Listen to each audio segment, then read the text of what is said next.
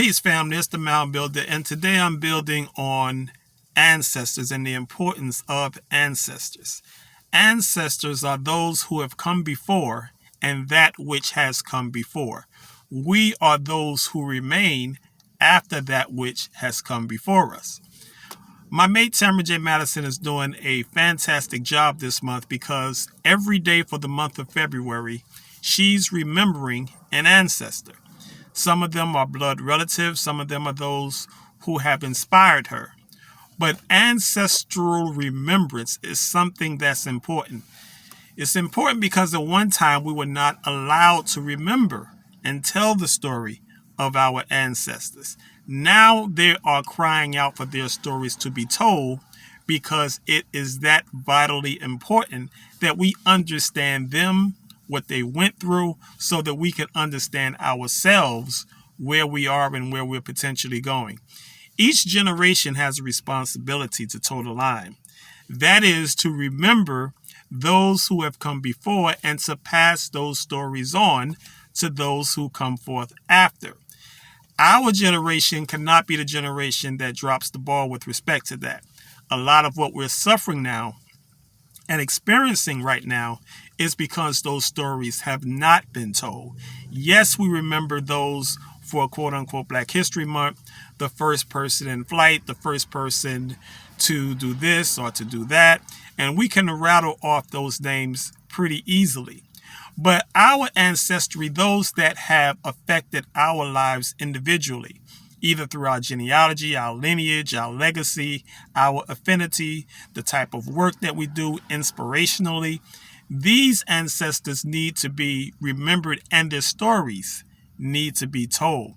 So, what we have to understand is if we fail to tell the stories of those who have come before us, we disempower ourselves because we are the culmination of those ancestors who have come before us. We embody them in our physical vessel. And when we tell their stories and let people know and let our generations know what they did before us, then our generations that come after us are inspired as a result of those stories, and they don't have to watch TV and go to entertainers and all of these other places to get stories and information and get ideas about what life is really all about or what's really important. So this month and every month thereafter, make it your obligation to determine those ancestors who have been instrumental in your life and those ancestors who have inspired and impacted your life. Yes, every ancestor was not the person that had their 15 minutes of fame and set the world on fire with some particular act that they did. You have ancestors that stayed in the trenches, that worked the fields, that cooked the meals, that made sure that we got to where we needed to get in our lives, that inspired us, that lifted us up when nobody else would lift us up. Those ancestors that really told the line for us. What did they like? What were their dislikes?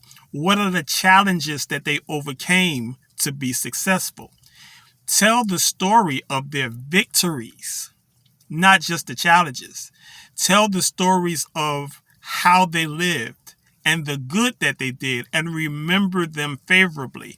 Honor your fathers and your mothers so that your days will be long. Not just long, but long and joyous, long and successful. That's what we're seeking, and that's what we're looking for even in this day. So take the time to remember those who have come before you.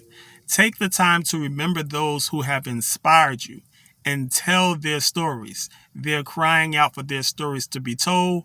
You will benefit, and all of those who come after you will benefit also.